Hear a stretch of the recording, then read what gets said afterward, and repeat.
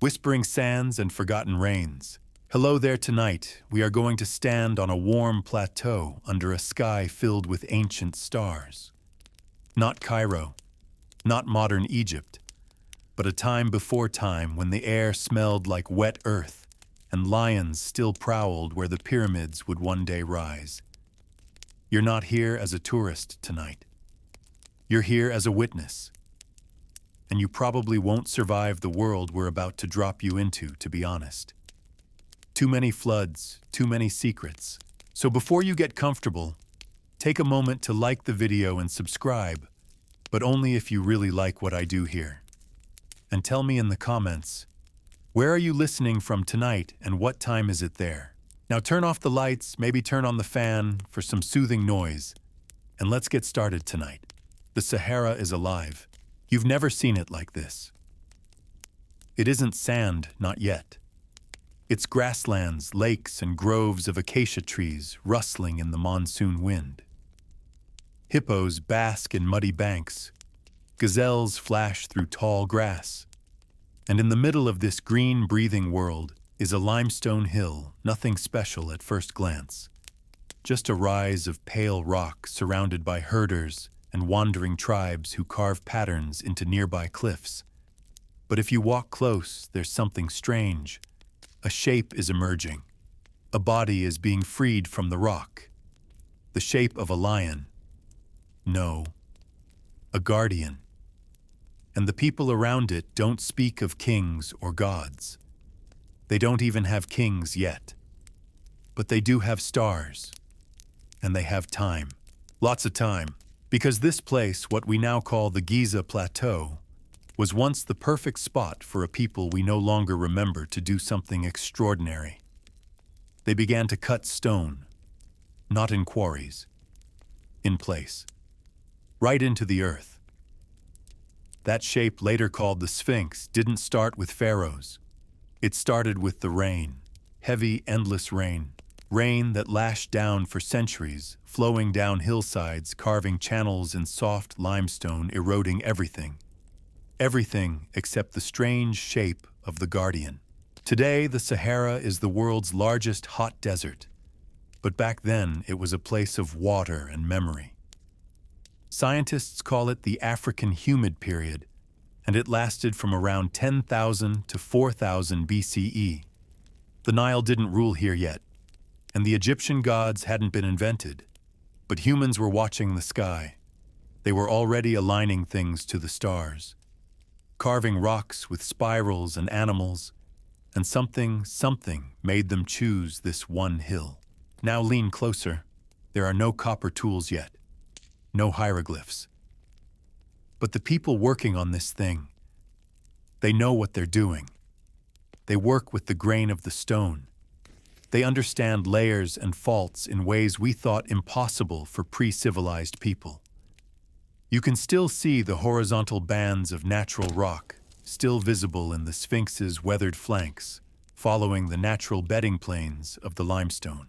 And over time, a face takes shape, but not the one you're expecting. Not the face of Khafra, that grumpy-looking 4th dynasty ruler whose name gets thrown around by tour guides. No, this is something older, broader. The head may have even once been a lion. Some scholars think it was recarved later into a human face when newer rulers decided to co-opt the monument. Because that's what rulers do, right? They find something impressive and say, "That's mine now." But tonight we're here before the kings arrive. Before Egypt is even called Egypt.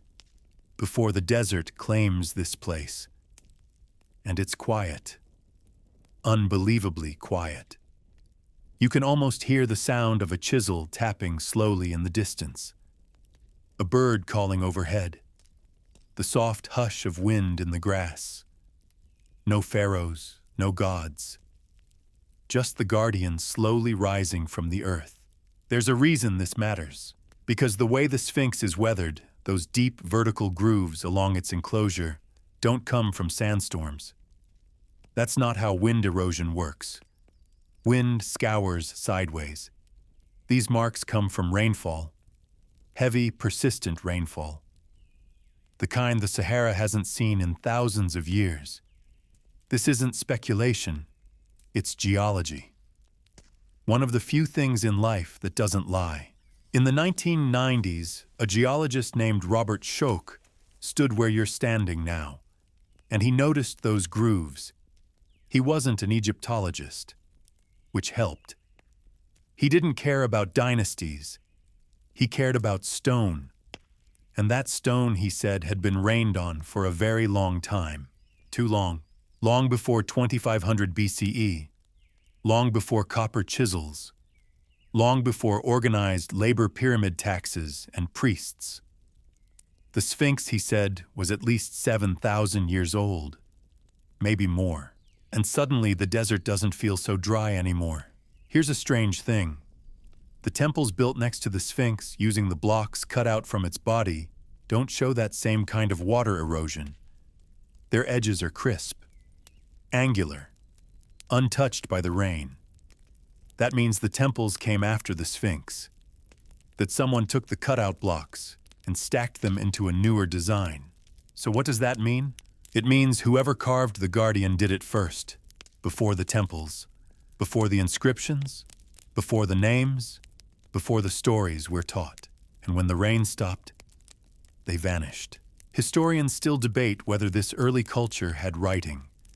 But if they did, it's gone, washed away, buried beneath shifting dunes. The only thing they left us is silence, and the shape of a lion who watches the horizon without blinking. And here's where the sands begin to whisper, because when the pharaohs do arrive thousands of years later, they find the Sphinx already waiting for them. And instead of asking too many questions, they do what all insecure rulers do. They build around it. They add their temples. They say, yes, yes, this was always ours. They carve a stele saying Khufu was a great restorer, not a builder. They rename the Guardian Horemakhet Horus of the horizon, but they never quite understand it. And so it waits, watching the sunrise every morning, watching as kingdoms rise and fall, watching as tourists snap selfies with their backs to its gaze. But tonight it's just you and the wind. The stars glint above. Somewhere in the distance a jackal calls, and the Sphinx, silent, weather-worn, eternal, leans into the darkness, still listening for the rain. And if you listen closely, you'll hear something else. Not a voice. Not quite. Just a suggestion just under the sound of your own breath.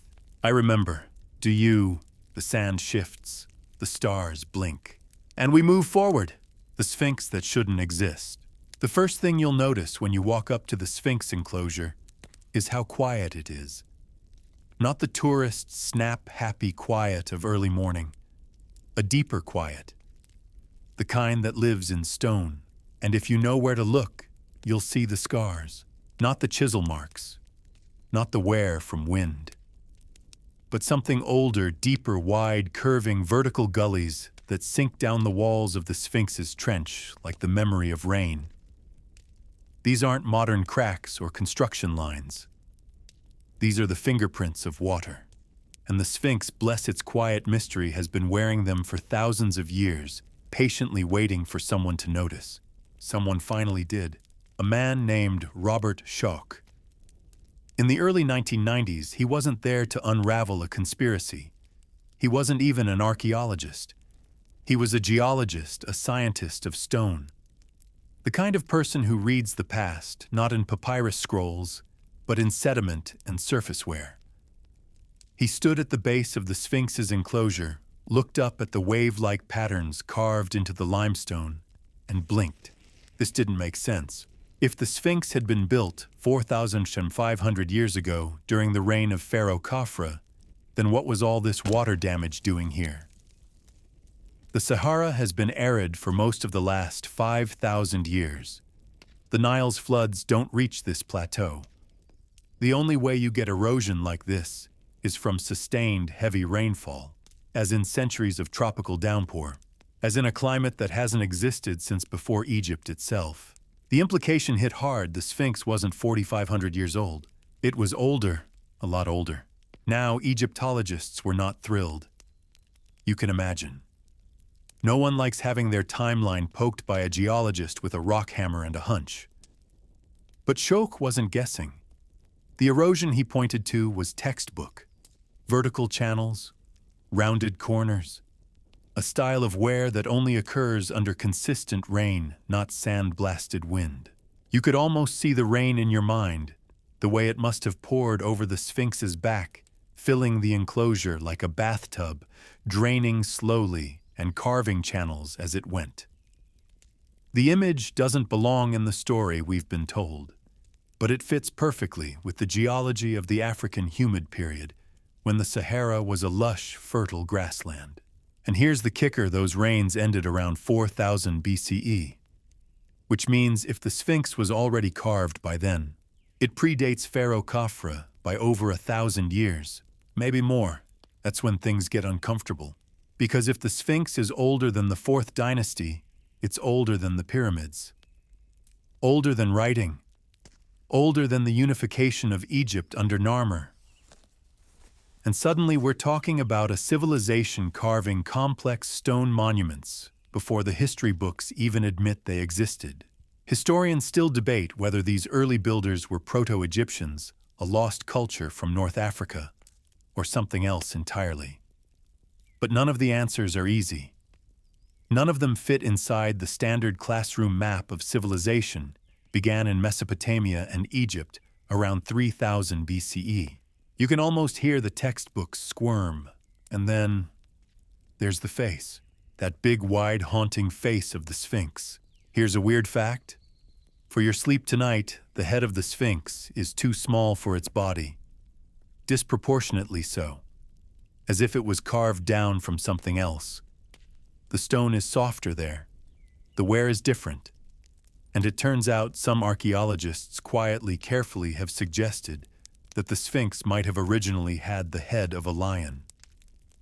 A massive lion staring east at the rising sun. It would make sense. A lion in the sand, a guardian of dawn, aligned perfectly with the spring equinox. And then sometime much later, someone probably in the 4th dynasty decided to give it a human face, a royal makeover, and in doing so carved away most of the detail. Hence the small head. But if that's true, why? Why preserve a body that no one built? Why adopt a monument you don't understand? Because power likes to rewrite memory. Imagine you're a pharaoh. You want to project control, divinity, permanence. And you find this massive lion-bodied figure half buried in sand, staring at the horizon like it's been waiting for you. What do? You clean it up. You build temples next to it. You give it a new face. And most importantly, you say, this was always ours. You don't ask who carved it or how or why the stone looks like it's been crying for thousands of years. You just wrap it into your mythology and move on. Enter Khafre. He's often credited as the builder of the Sphinx, mostly because his pyramid is nearby, and a half-broken statue of him was found in the adjacent temple. That's it. That's the whole case. No inscriptions, no foundation texts, no hieroglyphs on the Sphinx itself. Nothing that says definitively, I built this. Even his own mortuary temple, the place designed to commemorate his life, doesn't mention the Sphinx. It's like claiming credit for a skyscraper because you parked next to it. But over time, the idea stuck. Egyptologists wanted clean timelines, kings with names, monuments with dates, and so Khafre became the Sphinx's daddy, a neat, tidy answer that ignored the very messy stone at its feet. Here's another little oddity. The Sphinx enclosure is sunken into the bedrock, as in the body wasn't built on top of the plateau. It was carved out of it. That means the builders had to dig a trench, remove thousands of tons of stone, shape a body with perfect symmetry, and leave no inscriptions. Who does that? Pharaohs don't. They love signatures. They stamp their names on everything, statues, obelisks, the occasional toothbrush probably. But the Sphinx silent. Not a single cartouche. Not a prayer. Not even a line of poetic graffiti. It's like the builders didn't want to be remembered. Or maybe they didn't think they'd be forgotten. Maybe they thought the guardian would speak for itself, and maybe it did, until the sand came. You see, sometime between 2000 and 1400 BCE, the Sphinx vanished. Literally. The desert swallowed it. Only the head peeked out like a fossilized buoy in a sea of dunes, and there it stayed. Quiet, half dreaming, forgotten. Even by the Egyptians themselves, temples rose and fell.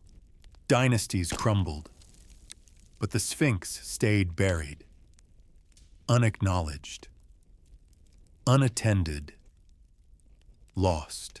That's when a young prince, Thutmose IV, wandered by on a hunt, fell asleep between its paws, and dreamed a dream that would change his life. But that's for another night. Tonight we're standing with the rain ghosts. We're listening to the stone, and if you rest your hand against the Sphinx's weathered body, you might feel the curve of those ancient water channels, soft as sleep, hard as memory. They whisper not in words but in absences, of names not carved, of builders never claimed, of questions asked in silence, and answers that don't care who's listening. Because the Sphinx isn't here to explain itself, it just watches. Still, pharaohs who claimed not created.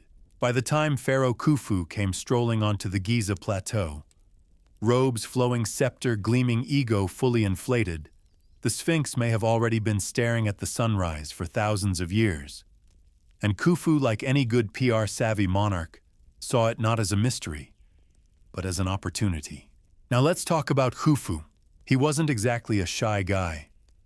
His reputation is a blend of genius and tyranny depending on which ancient source you read.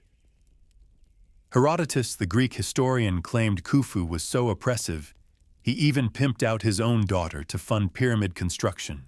Was that true? Probably not. But it tells you what kind of mythology surrounds the man. He was big, bold, and very, very interested in being remembered. So it seems odd that the Great Pyramid of Giza, the biggest and most mathematically perfect monument in Egyptian history, has 0 inscriptions inside celebrating Khufu. No glowing hymns, no heroic hieroglyphic panels. Just one faint red cartouche, hidden way up in a cramped ceiling beam, discovered in 1837 by a British explorer named Howard Vyse. And even that cartouche, some people whisper it might be a forgery. Now maybe Khufu was feeling humble that year. Maybe he decided to let his pyramid speak for itself. Or maybe, just maybe, it wasn't his pyramid at all. Let's rewind. There's an ancient artifact called the inventory stela discovered in the 19th century near the Sphinx. It's a slab of stone inscribed in hieroglyphs.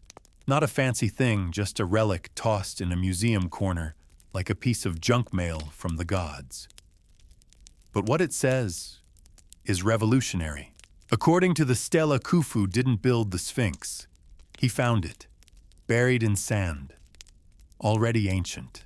The Sphinx, the stela claims, was part of a sacred site Khufu stumbled across, revered by Isis, goddess of magic. So what did he do? He cleared it, honored it, built some shrines around it, left offerings. Let that sink in. The supposed builder of the Great Pyramid, the man who supposedly redefined what a tomb could be, is recorded here not as a creator, but as a restorer. Someone who arrived late to the party and politely cleaned up the dishes. Now this stela is controversial. Egyptologists like to wave it away as a much later forgery. A 26th dynasty invention written 2,000 years after Khufu lived. They call it propaganda, fiction, religious nostalgia, and hey, they could be right.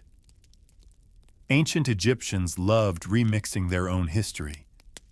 They were basically the original TikTokers, always recycling an old trend and putting a new cartouche on it. But here's the thing.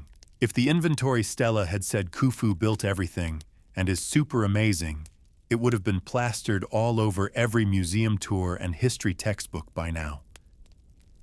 But instead, it tells a story that's inconvenient, a story that shrinks Khufu's legacy, that gives credit to someone else or no one at all. And you have to ask yourself, why would anyone invent a version of history that undermines a national hero? Why tell a story where Khufu is not the all-powerful builder, but a respectful guest at an ancient sacred site, unless, maybe, it was true? Let's talk about power for a moment. Pharaohs weren't just kings. They were gods on earth, living Horuses, divine shepherds of order. And in Egypt, monuments weren't decorations. They were cosmic statements. Every temple, every statue, every tomb was a theological mic drop. So when a pharaoh found something ancient and mysterious, something no one could explain, he had two choices. 1, admit he didn't build it. 2, claim it as his own. Guess which one they usually picked? This is where we start seeing a pattern. Throughout ancient Egypt, there are temples with stones that don't match, foundations that are far older than the walls above, bas-reliefs chiseled off and replaced with newer ones, royal names scratched out and rewritten. It's called usurpation, a fancy word for, hey, I didn't make this, but let's pretend I did. And Khufu wasn't the only one who did it. Ramses II, the superstar of Egyptian history, was notorious for slapping his name on monuments he didn't build. Restoration was a way to claim divinity by association. If a place was already sacred, already ancient, all you had to do was step in and say, ah, yes, I am the rightful owner now. Sort of like buying a haunted castle and putting up IKEA curtains. Let's go back to the Giza Plateau. Picture it as a landscape already brimming with mystery. The Sphinx partially buried. The ground underneath whispering secrets of chambers and voids. Maybe even an older pyramid base or two worn away by time. And Khufu shows up with ambition in his eyes and workers at his heels. Does he build a new structure from scratch? Or does he expand on something that already exists? Maybe he finds an unfinished monument. Maybe he restores an eroded structure and wraps it in new casing stones. Maybe the pyramid we call his was built in layers some much older than we realize. Historians still debate whether the Great Pyramid's core construction methods were feasible using only copper tools and wooden sleds. But no one debates how impossible it is to align a structure that size to true north with only string and eyeballs. The alignment of the Great Pyramid is accurate to within 0.05 degrees. That's better than most modern buildings with laser levels. So who really started it? Who designed a monument that encodes pi and phi and the circumference of the earth?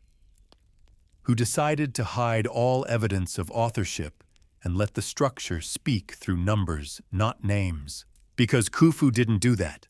His descendants tried to copy his pyramid, and they never even came close. The pyramid of Menkaure Tiny. The one at Dashur bent like it lost a bet. Even later, pyramids crumbled into rubble after just a few centuries. Yet Khufu's still stands weathered, yes, but still defying gravity and expectation. And remember Khufu's official burial chamber in the Great Pyramid empty. No sarcophagus lid, no gold. No mummy, not even a grocery list. Some say tomb robbers got there first, but there's another possibility. Maybe he was never buried there at all. Maybe he couldn't be, because maybe it wasn't built for him in the first place. It's a weird feeling, isn't it, to think the most iconic monument in Egypt might not be Egyptian. To imagine that all the grandeur of the Fourth Dynasty, the temples, the tombs, the theology was built on top of something older. Something that didn't leave names or kings or prayers. Only questions. And maybe that's the point. Maybe whoever built these wonders didn't want to be remembered as rulers. Maybe they just wanted to leave behind a riddle, a message carved in stone, waiting for someone like you, standing in the moonlight, listening for the past to ask, who really made this, and why don't we know their name? The wind picks up, a whisper stirs the sand. And Khufu's legacy, big as it is, begins to feel smaller. Precision without blueprints. There's a moment right before dawn when the light on the Giza Plateau turns silver, like the world is being printed from scratch. And as the first sliver of sun hits the edge of the Great Pyramid, a shadow falls perfectly straight along its eastern face. Not approximately straight, not good enough for ancient times straight, but laser level 0.05 degrees off true north straight. And that's your first clue that something is very, very weird. You've seen the photos. A massive triangle of stone rising from the desert, but nothing prepares you for the size. 2.3 million blocks each, weighing 2 to 15 tons, stacked with the kind of precision that makes modern contractors cry into their coffee. The base covers more than 13 acres. The height originally 146.6 meters or 481 feet. Not just tall for a long time, it was the tallest man-made structure on Earth. Built with what exactly? Copper chisels, wooden sleds, whispers, and good intentions. Let's dig in. The base of the pyramid is level within 2 centimeters across its entire span. That's like building a table the size of a football field and not having it wobble. The 4 corners are almost perfectly square, just 3 arc minutes of error. The sides align to the cardinal directions with astonishing accuracy. And then there's the math. Oh, the math. Let's say you walk around the base of the pyramid. 4 sides each, 230.4 meters long. That gives you a total perimeter of 921.6 meters. Divide that perimeter by the pyramid's height, 146.6 meters, and you get 6.2857. Now multiply that by 2, and what do you get? 3, 14, 15. P, the number that defines the ratio between a circle's circumference and its diameter. But this is a square pyramid, right? So why is pi showing up? Not only that. The angle of the slope, approximately 51.84 degrees, relates to another constant, the golden ratio phi. When you divide the pyramid's height by half its base, you get a number close to 1.618. That's phi. A number that turns up in sunflower spirals, seashells, and Renaissance paintings. Coincidence? Historians still debate whether these mathematical constants were intentionally encoded or just a fluke of clever stacking. But honestly, that many accidental alignments start to look a lot like design. And we're not done. There's a number 43,200. A weird number. Not something you'd find on your tax forms or a fast food menu. But if you multiply the height of the Great Pyramid 146.6 meters by 43,200, you get 6,356,400 meters, which is almost exactly the polar radius of the Earth. Do the same for the perimeter, and you get something eerily close to the equatorial circumference. This isn't random. This is a scale model of the Earth baked into stone before humans even agreed the Earth was round. And you want to tell me Khufu's guys did that by accident? Here's the uncomfortable truth. Ancient Egyptian math was practical. They had arithmetic, geometry for land measurement, astronomy for tracking the Nile floods. But nowhere, not in a single text or temple, do they describe understanding pi phi or the planet's curvature. No trigonometry, no concept of axial precession, no formulae for calculating the Earth's wobble. Yet here it is, locked in limestone. Oh, and about that axial precession, the slow wobble of the Earth's axis that completes a full cycle every 25,920 years. Guess what happens when you divide that number by 600? Yeah, you get 43,200. So let's just casually recap. The Great Pyramid encodes P, phi, Earth's polar radius, Earth's equatorial circumference, Earth's precession cycle. All of this supposedly calculated with copper chisels and string. No offense to ancient copper, but come on. Now let's step inside. The internal design is just as bonkers. There are 3 main chambers, the King's Chamber, the Queen's Chamber, and an unfinished subterranean chamber that looks like someone started digging to hell and then got bored. The King's Chamber built with granite from Aswan, 800 kilometers away. These granite blocks are up to 80 tons each and fit so tightly you can't slide a credit card between them. No mortar, no gaps, just stone hugging stone like it's auditioning for a rom-com. And then, the air shafts, tiny narrow channels that rise diagonally from the king's and queen's chambers to the outside of the pyramid. Too narrow for a human to crawl through, but perfectly aligned to the stars. Specifically, the southern shaft from the king's chamber aligns with Orion's belt. The northern shaft points to Thuban, the pole star at the time. Not now, not approximately, but precisely as they appeared in 2450 BCE. To pull that off, you'd need instruments that can measure the sky to sub-degree accuracy. You'd need to understand stellar drift. You'd need math and tools that don't show up in any archaeological record from the Old Kingdom. Yet the builders of the Great Pyramid did it, with zero bragging, no hieroglyphs inside, no cartouches, just quiet numbers, like a message for someone who could read them. That's the part that keeps people up at night. Because if this wasn't a tomb, and we're starting to suspect it wasn't then, what was it? Some think it's a time capsule, a beacon, a way to preserve cosmic knowledge in a language more durable than any spoken tongue mathematics. Because numbers don't fade. Pi is pi, phi is phi. The Earth's radius doesn't change when a civilization collapses.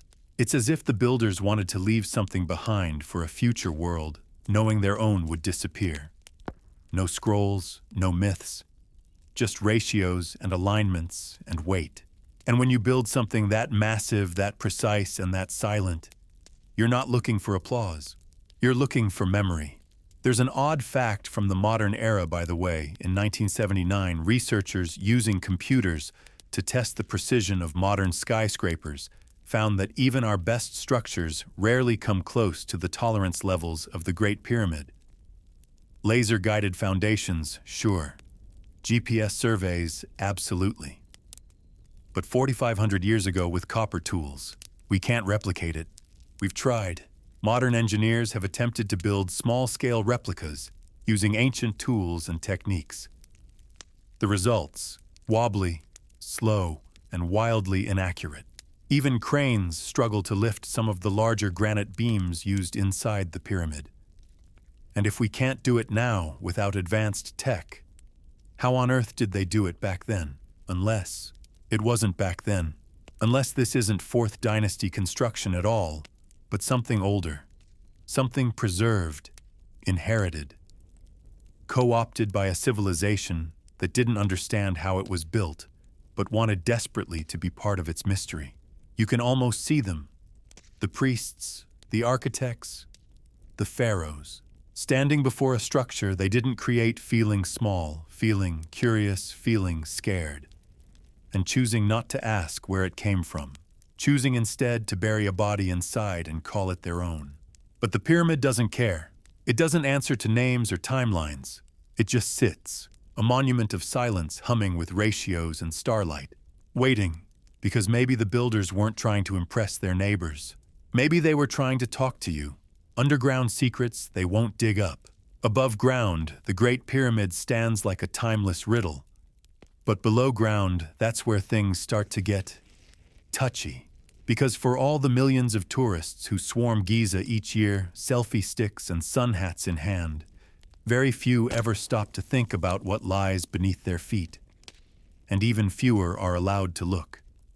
Which is strange when you consider that the ancient Egyptians were obsessed with what happens below the surface. They buried their kings underground, built entire necropolises beneath temples. Their afterlife literally started by going down. So you'd think we'd be doing some serious digging under Giza. We're not, or if we are, someone's not telling us. Let's talk about the Osiris shaft. It sounds like a sci-fi relic, I know. But it's real and very, very strange. Located near the causeway of Khafra's pyramid, the Osiris shaft is a vertical tunnel that plunges over 30 meters straight down into the bedrock. Getting to the bottom is like descending into a forgotten underworld. The first level is dry, narrow, just enough space to awkwardly wiggle through. The second level is flooded, its water dark and cold, untouched by sunlight for who knows how long. The third level opens into a large chamber with 6 carved side niches and a massive stone box in the center. But here's the weird part. That box isn't a coffin. There's no evidence of a burial, no body, no grave goods, no trace of resins or wrappings or the usual funereal mess. And the niches empty, smooth, deliberately cut. The acoustics in the chamber are eerie whispers, bounce in strange directions, and certain tones linger too long, like the stone itself is listening. Sound familiar? It's almost as if it was made to amplify resonance, just like the king's chamber above. But this isn't a tomb. It's something else. Egyptian authorities claim the Osiris shaft was a symbolic tomb dedicated to the god Osiris. But if that were the case, you'd expect inscriptions, decorations, any kind of indication that someone knew what it was for. Instead, it's silent and sealed off from the public. It was briefly opened to researchers in the 1990s and again in the early 2000s. Since then, locked, forgotten, not even mentioned on the official Giza map. Curious, right? Now let's go back a bit. In the early 19th century, explorers like Napoleon's scholars and later E.A. Wallace Budge reported underground passageways beneath the Giza Plateau. Maps drawn during Napoleon's expedition in 1798 showed subterranean corridors and chambers connecting the pyramids and the Sphinx in strange geometric patterns. But those maps disappeared. Or rather, they were archived, dismissed as imaginative doodles from overexcited Frenchmen. Later explorers also reported staircases and cut stone tunnels beneath the sand, some filled with rubble, some meticulously clean. But the moment these findings were brought to the attention of officials, sealed, labeled dangerous, declared inconclusive. Historians still debate whether these tunnels were natural fissures, unfinished tomb shafts, or something more. But when ground-penetrating radar was used in 2008 to survey the area, things got even more suspicious. The scans revealed a network of voids, tunnels, and chambers stretching beneath the plateau. Some aligned with the pyramid's geometry, others beneath the Sphinx. Many of them perfectly rectangular with angles too clean to be natural. And then, radio silence. The Supreme Council of Antiquities, Egypt's top archaeology authority, quickly declared there is nothing there. No further explanation, no follow-up excavations, just locked doors and silence. It's not that the radar was faulty. The data showed anomalies, clear shapes, and empty spaces.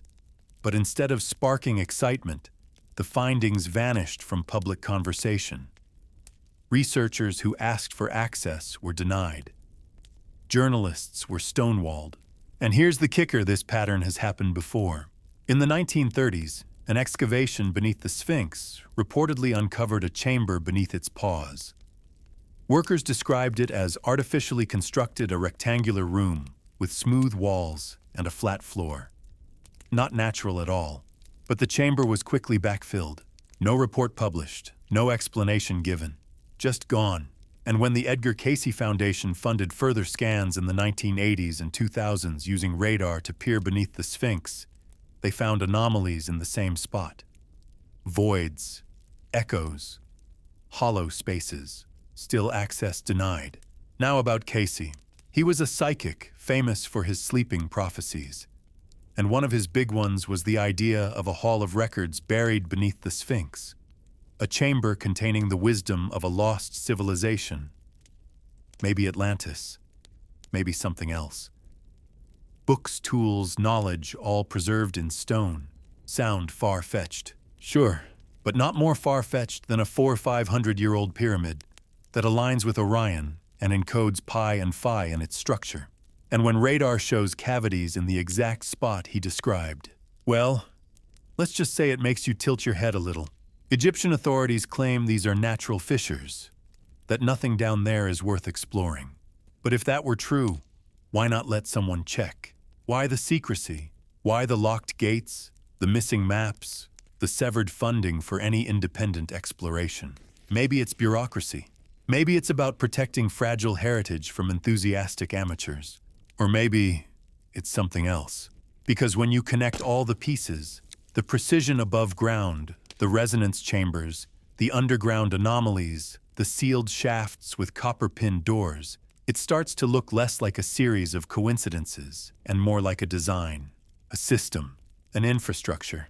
Maybe the Giza Plateau wasn't just a religious site. Maybe it was a machine, a monument above, and a mechanism below. Something meant to last, to hum, to wait, and maybe the real secret isn't what's down there. It's why we're not allowed to look. There's a term in Egyptology circles, the forbidden dig. It refers to any excavation that threatens to rewrite the timeline. That dares to suggest Egypt's greatest monuments might be older, stranger, or more advanced than the narrative allows. And Giza is the crown jewel of that narrative. Admit one crack, and the whole thing could collapse. So the story stays simple. Khufu built the pyramid. Khafra built the Sphinx. And everything we need to know is already on display in a glass case near the exit. But that's not what the sand is saying. Not what the radar saw.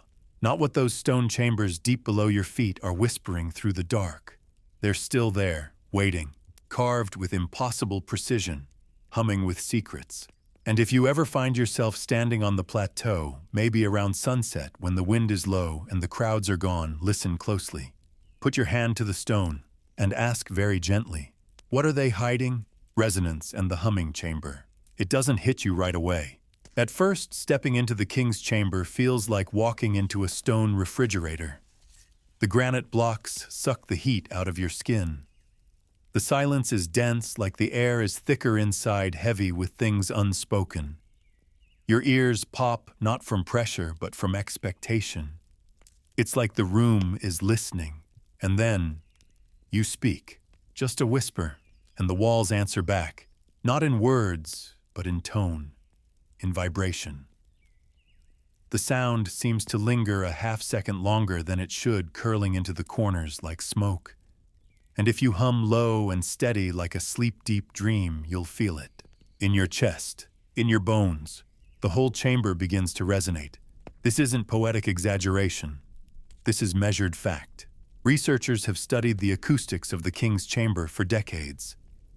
The dimensions, 10.5 meters by 5.2 meters by 5.8 meters, create a space tuned like a resonant cavity. Certain frequencies bounce and amplify. One in particular around 110 hertz. And that's not random.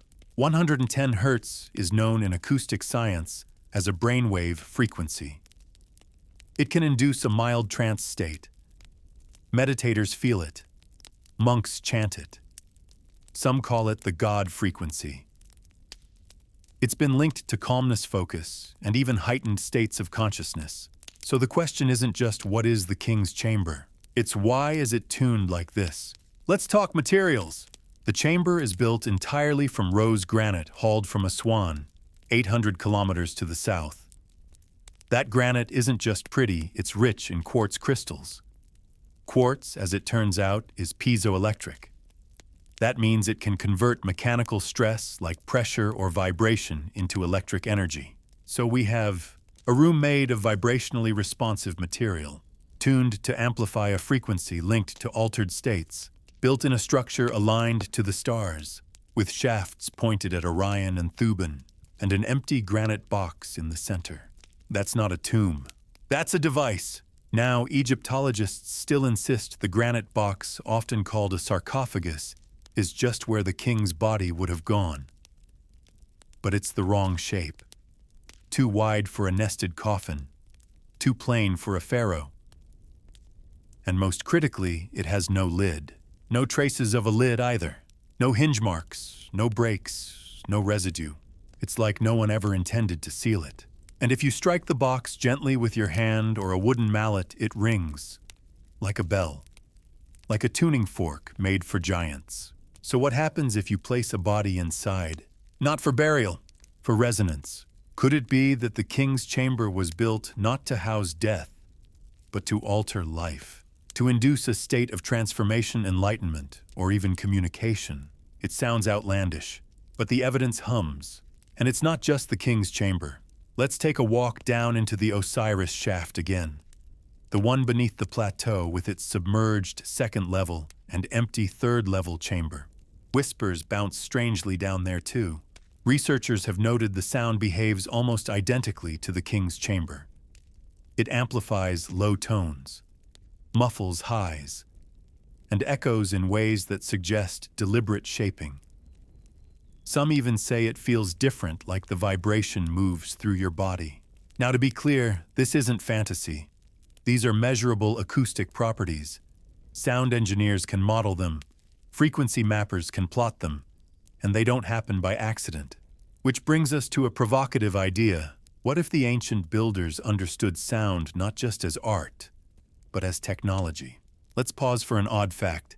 In Malta, at the prehistoric hypogum of Hal Saflieni, a 5,000-year-old underground temple, there's a room called the Oracle Chamber that also resonates at 110 Hz. Experiments there show that people exposed to that frequency experience decreased blood pressure, altered brainwave activity, and get this, hallucinations. So now we have Giza's King's Chamber, Osiris Shaft, Malta's Hypogum, all tuned to the same frequency, and all constructed by people who supposedly didn't have advanced tools. Historians still debate whether these effects were intentional or just a lucky accident of stone stacking. But come on, that's a lot of lucky accidents. Back to Giza. Let's talk about the air shafts. From the king's chamber, two narrow passages stretch outward and upward, angled precisely to the stars. The southern shaft points to Orion's belt. The northern shaft to Thuban, the pole star of 2500 BCE. But here's the kicker: these shafts are too narrow for air. They're not for ventilation. They're not walkable. So why go through the insane effort to carve them? Why line them up so precisely to the heavens? Unless they were meant to guide something else. Some propose the shafts were waveguides, channels for sound, light, or energy. That the pyramid wasn't just a spiritual beacon, but a physical one. A transducer, a tuner, a stabilizer. In 1993, a robot named Upwout 2 was sent into the southern shaft of the Queen's Chamber. It crawled through the narrow passage, lights flashing, camera whirring, until it reached a small stone door sealed with two copper pins. Not a broken end, not a blockage, a door. The world held its breath. 9 years later, in 2002, another robot drilled a small hole in that door. What did they find? Another chamber, and another door, sealed, smooth, silent. This wasn't architecture. This was isolation. Someone thousands of years ago went to enormous trouble to hide these spaces. And copper, that's not a structural metal. It's symbolic. Sacred in ancient Egypt, associated with gods, stars, healing. But copper pins in a sealed shaft no one could enter. That's not symbolism. That's engineering. And it leaves you wondering what's behind the second door. To this day, no one knows. Or at least, no one's talking. Some researchers have suggested that these chambers might contain something beyond relics. Not mummies, not scrolls, but frequencies, resonant spaces designed to interact with the human body, with thought, with memory itself. What if the pyramid was built not as a tomb, but as a tuner? A way to harmonize people with the earth, or the cosmos, or something else. It's a wild idea, but consider this: ancient cultures around the world, from the Maya to the Sumerians to the Vedic peoples, spoke of sound as a primordial force. The universe was spoken into existence. Mantras created matter. Chants aligned spirit with star.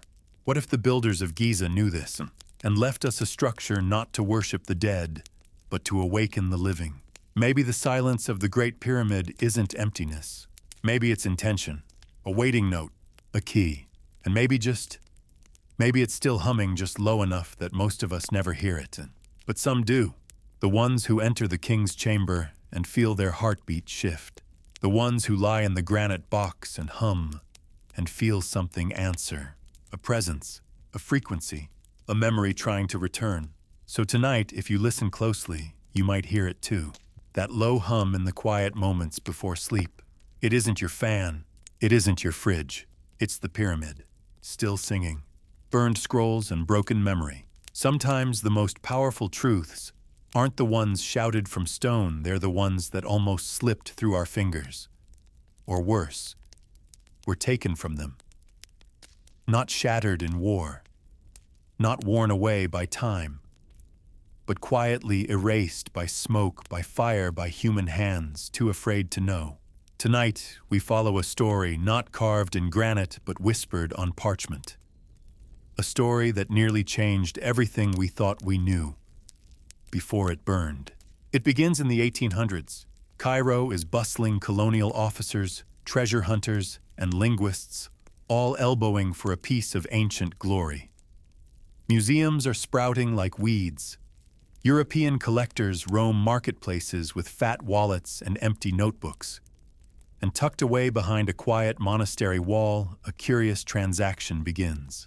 A Coptic monk, old quiet, possibly exhausted from centuries of visitors asking if he's got any gold, is approached by a European collector.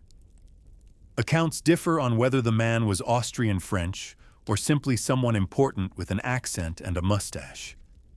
But what they agree on is this: the monk had scrolls, not decorative scrolls, not church hymns, but something older, stranger.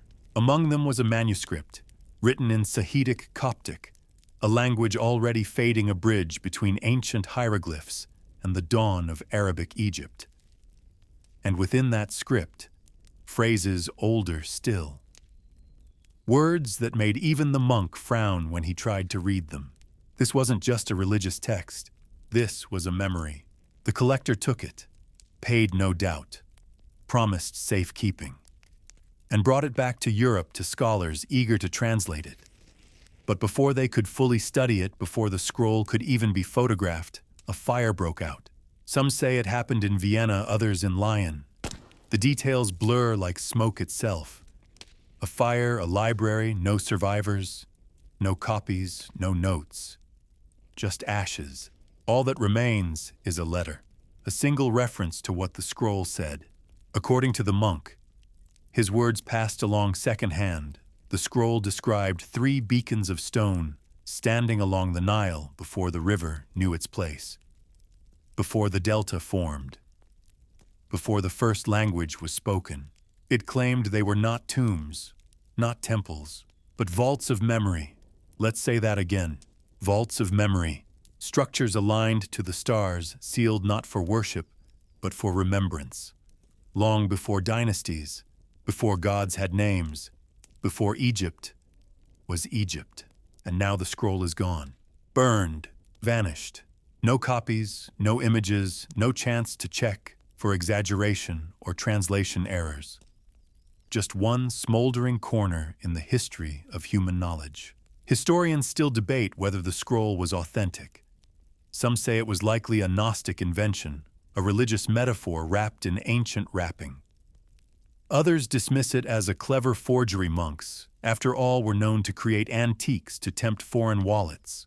But ask yourself this: if the scroll was fake, why destroy it? Why no sketches? Why no transcription? Scholars in the 1800s were obsessive about recording new finds. Even the Nag Hammadi Library, another Coptic treasure unearthed in the 1940s, was carefully documented and preserved. But this, gone, almost like it said too much. There's a strange pattern in stories like this. Things that challenge the dominant narrative have a funny habit of vanishing. Scrolls burned, walls collapsed, expeditions cut short. Take the 1700s. French scholars in Aswan recorded a wall inscription listing kings older than Menes, the supposed first pharaoh. Then an earthquake hit. The wall collapsed. The rubbings lost, never re-excavated. Or the German linguist in the early 20th century, who translated a Nubian papyrus describing stones of resonance west of the Nile. He died in World War I. His papers misplaced. Coincidence? Maybe, but at some point, all the coincidences begin to sound like footsteps on dry leaves. Back to the scroll. The phrase that lingers most built before the river knew its place isn't just poetic, it's geologically plausible. The Nile's modern course didn't form until after the end of the African humid period around 4000 BCE. Before that, the river meandered through different paths, some through what's now desert. So if the scroll dated the pyramids to before that shift, it would place their construction at 6000 10,000 BCE, long before pharaohs, long before writing, maybe even before agriculture, which matches unsettlingly well with what geologists like Robert Schoch have been saying about the Sphinx's erosion, matches the strange mathematical codes hidden in the Great Pyramid, matches the legend of Atlantis, whose people were said to have vanished in a single night around 9600 BCE. Maybe the scroll wasn't a metaphor. Maybe it was a confession. One last trace of a civilization that saw what was coming and tried to leave a message before the lights went out. Here's another odd detail. The scroll described the 3 beacons of stone as singing. Not metaphorically. It claimed they could resonate with the air and remember the stars.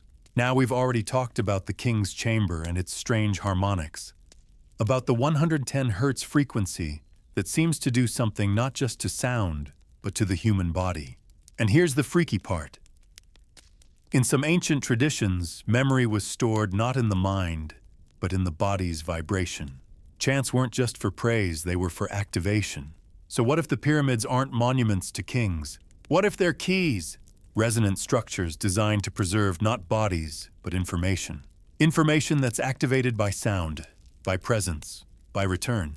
The scroll, had it survived, might have given us names, coordinates, a timeline that made no sense but explained everything. But it didn't survive. Or maybe it wasn't allowed to, because there's something terrifying about rewriting the past. It means everything we built on it, our history books, our assumptions, our pride, becomes shaky. Governments don't like that. Museums don't like that. Religions really don't like that. So maybe it's easier to let it burn. Let memory smolder into myth. Let the silence win. But here's the thing. Stone doesn't burn. The scroll may be gone. But the beacons, they're still standing, still whispering in ratios and angles, still humming to the stars, waiting for someone to come close enough, curious enough, quiet enough to listen. And maybe tonight, that someone is you. As you lie in bed, eyes closed, imagine unrolling that scroll in your hands. The ink faded the script, strange, but the feeling, familiar, like something you already knew once, before the river found its course, before your memory was taught to forget. Time capsules from a drowned world. It starts with a flood, not the kind you see in disaster movies. No panicked crowds or CGI helicopters. This one is quieter, slower, more final. The rains stop. The lakes dry. The grasslands fade into dust. And one by one, the people of a forgotten world walk away, leaving behind nothing but the beacons. 3 of them, towering, silent, staring at the stars. You know them as pyramids, but maybe you shouldn't, because if the story we've been unraveling is true, they weren't built as tombs, or temples, or even for the gods we're told about. They were built as time capsules, messages from a civilization on the edge of extinction, and their final audience is us. Let's take a deep breath. We're going back, way back to the end of the last ice age, roughly 10,000 BCE. This is the period geologists call the Younger Dryas, and it's the moment Earth goes from warming to sudden sharp cooling. Glaciers surge, oceans rise. Something still debated triggers a planetary shift. Some say it was a comet, others a solar event. Maybe both. Whatever it was, it hit hard. Sea levels rise more than 100 meters over a few thousand years. Coastlines vanish, inland lakes dry up, and entire ecosystems collapse. If a civilization existed before this one advanced enough to build, calculate, and remember, it would have been utterly wrecked, but not completely erased. Because they didn't just build with stone, they built for stone. And nowhere is that more obvious than Giza, We've already seen how the Great Pyramid encodes pi, the Earth's radius, and the precession cycle of 20 years. Those aren't religious symbols. That's not mythology. That's scientific data. You don't encode the dimensions of the Earth in your pharaoh's tomb unless you're trying to tell anyone how to start over. So the question becomes, who were they? And here's where the ghost of Atlantis walks into the room. Now I know.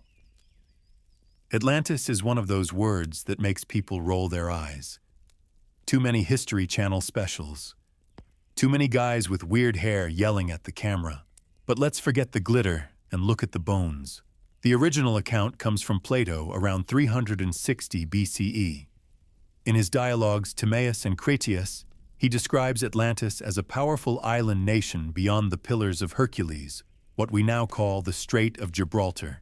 It had advanced engineering, complex governance, mastery of the seas, and most importantly, an obsession with astronomy. Plato claimed it existed 9,000 years before his time, which puts it around 9,600 BCE. And that date, that's the exact moment geologists say the last global catastrophe occurred, when the African humid period ended, when monsoon rains vanished, when the Sahara turned to sand. Coincidence? Historians still debate whether Plato's account was literal history or a moral allegory. But here's what's strange, so many other cultures have similar flood myths.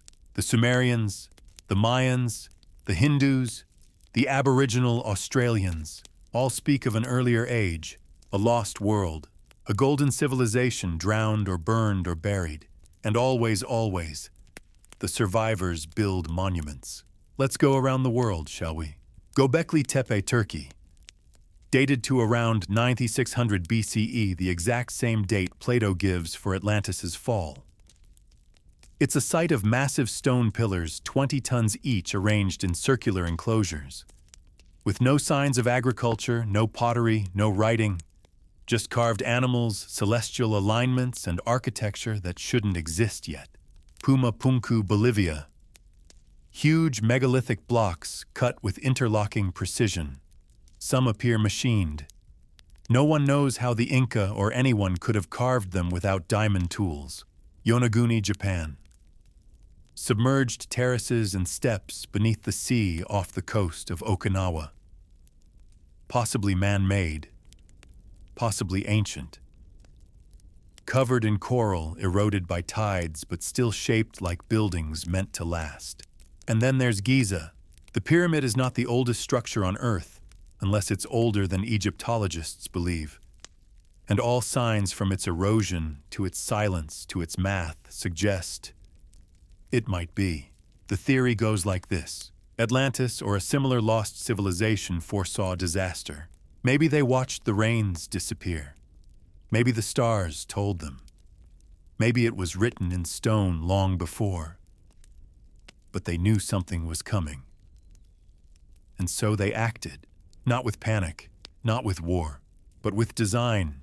They encoded their knowledge in a way that couldn't be lost. A format that didn't require language, that didn't depend on paper, that didn't care who was king or what god was worshipped. They used geometry, because math doesn't change. Pi is pi, phi is phi, and anyone smart enough to measure it will eventually understand what they left behind. They built in stone, because stone doesn't burn, doesn't rot, doesn't forget. They aligned their monuments to stars, because stars are the ultimate constants. Their paths predictable, their positions cyclical.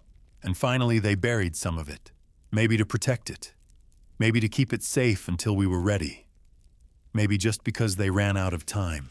But here's the part that chills. What if they left it all in plain sight, not hidden in some chamber under the Sphinx, but right in front of us? A message that requires no Rosetta Stone, just curiosity, just humility, just the ability to ask, why would someone do this, unless it mattered? There's a quote from an anonymous source passed around in the fringe history world, like gospel. If you wanted to send a message to the future, and you could only use one structure, you would build the Great Pyramid. Not because it's flashy, but because it will survive. Floods, fire, forgetfulness, even us. And the Sphinx, she was the key, aligned with the equinox, carved from bedrock, so ancient even the Egyptians forgot her name. In the 18th dynasty, Prince Thutmose IV fell asleep between her buried paws and dreamed she spoke to him, asked him to dig her out, promised him kingship in return. That stele still standing today between her legs isn't about politics. It's a last breath from the past. The Sphinx was already forgotten, already ignored, just centuries after she was supposedly built. So what does that tell you? It tells you she's older than anyone wanted to admit, that the time capsule was already gathering dust, already waiting, and now we're listening again. Satellites are scanning, robots are crawling, radars are bouncing, and the numbers are singing. But here's the hard truth. It may not matter what we find, because the builders didn't leave this for scientists. They left it for survivors, not of war, of amnesia, the kind that creeps in slowly, that rewrites what you know, that tells you you're the first to walk these sands. You're not, and deep down, you know it. So tonight, as you drift off, picture this: 3 pyramids under a sky that's just beginning to forget. A wind blowing through a chamber tuned to the heartbeat of the earth. And somewhere, someone measuring a shadow, not to worship, not to rule, but to remember. Guardians of the silence. There are places in this world where silence feels heavy. Not peaceful, not empty, but deliberate, weighted, guarded. As if the air itself is holding something back. The Giza Plateau is one of those places, because for all the stories we've whispered so far, for all the erosion marks, the math puzzles, the radar anomalies, and the oops we burned it scrolls, there's one thread that ties them together. Someone doesn't want us to look too closely. Now let's be fair. Archaeology is a delicate business. You don't just show up with a shovel and start digging next to a 400- or 500-year-old monument. Preservation matters. Respect matters. But still, when multiple teams from multiple countries across multiple decades keep bumping into sealed doors, denied permits, nothing to see here statements, and mysteriously halted funding, at some point you have to stop and ask, what exactly are they trying to protect? Let's talk about the Supreme Council of Antiquities, the Egyptian government body that controls all access to the ancient sites. No excavation survey or drone flyover happens without their say-so. And they're strict, but their strictness isn't consistent. In some places like Saqqara or Luxor, they've allowed all kinds of digs, restorations, even tourist tunnels. But Giza is different, especially the Sphinx, the Osiris shaft, and anything under the Great Pyramid. Remember those ground-penetrating radar scans from 2008? The ones that revealed clear geometric voids under the plateau, rectangular, aligned with the structures above, too precise to be natural. They were never followed up, never excavated. When researchers requested permission to investigate, they were politely but firmly denied. Official response: there's nothing there. Even though the radar said otherwise, even though the photos exist, even though maps from the Napoleonic expeditions over 200 years ago showed underground corridors that matched the radar data. There's nothing there. Nothing. Just sand. Let's not forget the Upuat 2 robot in 1993 crawling through the narrow air shafts of the Great Pyramid, discovering a sealed limestone door with copper pins. A decade of media silence. Then in 2002, a new robot finally drilled through that door and found another door. No explanation. No further access. Then the channel went dark. If you ask today, that second door remains sealed. No one has gone through it. Or if they have, no one saying a word. Now you might be thinking, why wouldn't they tell us if they found something incredible? Wouldn't that be headline news? Well, not always. Because the narrative we've been fed, carefully, repeatedly, is simple, comforting, and lucrative. Pharaohs built pyramids. Pyramids were tombs. End of story.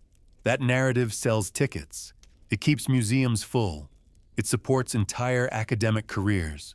So if suddenly we found evidence that the pyramids were built before Egypt, or contained non-religious functions, or held unknown technology, well, that would mean rewriting everything. Not just textbooks, power. If the Egyptians didn't build Giza from scratch, then their divine origin myth crumbles. If the pyramids are pre-dynastic, the timeline of civilization itself shatters. If they contain math and knowledge that shouldn't exist yet, well then we have to ask some really uncomfortable questions about the past, about who we are, about whether we've done this all before.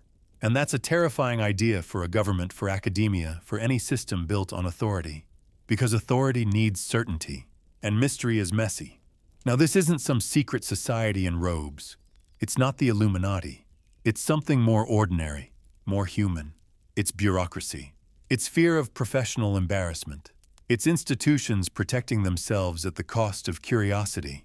Historians still debate whether the resistance to alternative theories is valid skepticism or intellectual gatekeeping. But when new evidence is ignored, not refuted, just ignored, you have to wonder. Take the inventory stela. It describes Khufu discovering the Sphinx, not building it. It sits in the Egyptian Museum in Cairo, barely displayed. Its translation is available. But no one talks about it, because it doesn't fit. Or the dream stele of Thutmose the between the Sphinx's paws. It openly admits the monument was forgotten, buried in sand, with no rituals, no cult, no memory, only a few centuries after it was supposedly carved. No classroom in the world teaches that part, because it doesn't fit, or the sealed doors, the resonant frequencies, the burned scroll, the flood legends, the Atlantean parallels. Each on their own interesting, curious, maybe even dismissible.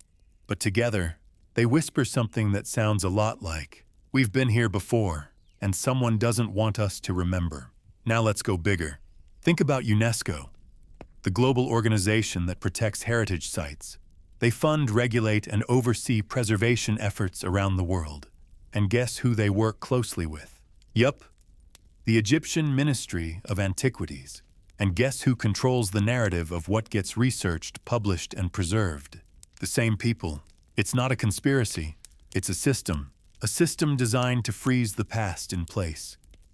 To protect it from chaos, yes, but also from change. Because if we change the past, we change the present. And nobody in power wants that. Here's a strange fact. In the 1970s, a team of Japanese scientists, with the blessing of the Egyptian authorities, attempted to scan the Great Pyramid using muon detectors, a kind of subatomic particle imaging. They found anomalies, big ones, cavities deep inside the structure. You know what happened next? Nothing. They weren't invited back. Now fast forward to 2017. A new muon scan, more advanced again, detects a massive void above the Grand Gallery, almost as big as the King's Chamber itself. What's in it? No one knows. Has it been explored? No. Permits denied, as always. And the pattern continues. Denial, delay, disappearance. Because silence is easier than revolution. And what lies beneath Giza is nothing short of revolutionary. So the guardians stand watch. Not just stone lions and pyramid peaks, but human gatekeepers, tour guides repeating half-truths, academics unwilling to lose tenure, institutions so afraid of being wrong, they'd rather the truth stay buried. And yet, the stones persist. They don't lie. They don't hide. They just wait, under stars that haven't changed, in alignments that still whisper, in frequencies that still hum, for someone willing to listen. Not believe blindly, not dig recklessly, but ask the right question. What if the past we know is just the version someone was allowed to write down? And what if the real past is still speaking, just not in words? The shape that memory forgot. Stand at the base of the Great Pyramid at night when the desert winds hush and the tourist chatter fades, and you'll notice something strange. The longer you stare, the more your brain stops trying to label it. It's not just a building, not just a triangle, not even just a symbol. It's a presence. Not because of its size, though. That alone can humble your lungs. Not because of its age, though it stood when mammoths still walked in the far north. But because of its silence. A silence that feels intentional. And it's that silence echoing through empty chambers, uninscribed walls, and unbroken voids that brings us here to this final part of our journey, to the idea that the Great Pyramid was never built to honor the past. It was built to preserve the future. Think about everything we've followed so far. A monument aligned with true north, better than modern city grids. A slope angle that encodes both P and the golden ratio. A base perimeter that multiplied by 43,200 gives you the circumference of the Earth. A height that reveals the polar radius. 4 shafts that point not just at random stars, but at specific celestial targets from 2500 BCE. And at the center of it all, an empty granite box, humming at 110 hertz, surrounded by walls that refuse to speak. Not a tomb, not a temple, something else. You might call it a machine, not with gears or wires, but a machine built from geometry and intention. A device whose parts are stone and angle. A device that interacts not with electricity, but with gravity, sound time. Because that's what memory needs when it's meant to survive everything. Not parchment, not USB drives, not spoken stories, ratios, stars, silence. Let's revisit one of the strangest ideas of all the pyramid as a repository, a time capsule. Imagine a civilization, whether Atlantis or something like it, realizing the world is about to end. Not tomorrow, not with fire or missiles, but slowly, inevitable, through drought, through sea level rise, through the quiet forgetting that follows every flood. And in those final days, someone says, we can't save ourselves, but maybe we can leave a map, not a map made of ink. Those fade, not made of language. Those change, but a map made of math, of architecture, of truths that will still be true long after their names are gone. So they build, using knowledge we can't trace, using precision we can't match, using a language we haven't yet learned how to hear. And then they walk away. The rains come. The desert swallows. New empires rise on top of the bones. And over time, the pyramid becomes just another backdrop, a photo op. A mystery shrugged off between lunch and your bus back to Cairo. But its shape remains. A shape that doesn't care about tourism. A shape that doesn't flinch when the textbooks roll past. A shape that keeps whispering. Historians still debate whether the pyramid was ever meant to be entered. The original entrance was hidden. The shafts were sealed. The king's chamber was buried deep within as if it wasn't meant to be accessed, but to be felt. Which brings us to the resonance. We've talked about the 110 hertz frequency, the quartz-rich granite, the way the king's chamber seems to sing back when you hum just right. But what if that wasn't a side effect? What if that was the point?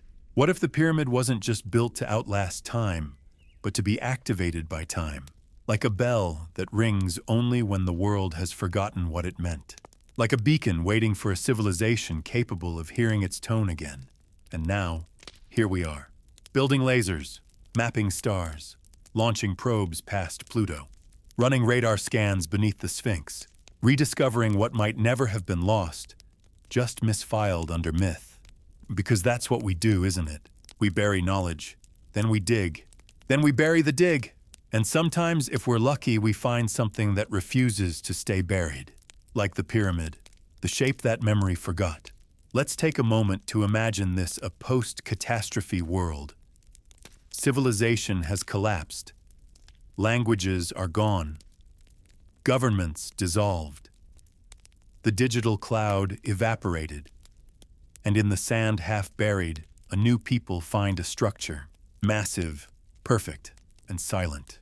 They don't know who built it, don't know why, but they measure it. They study its shadows, its angles, its strange hum. And slowly through geometry, not gossip, they learn. They learn the earth is round. They learn how to measure the stars.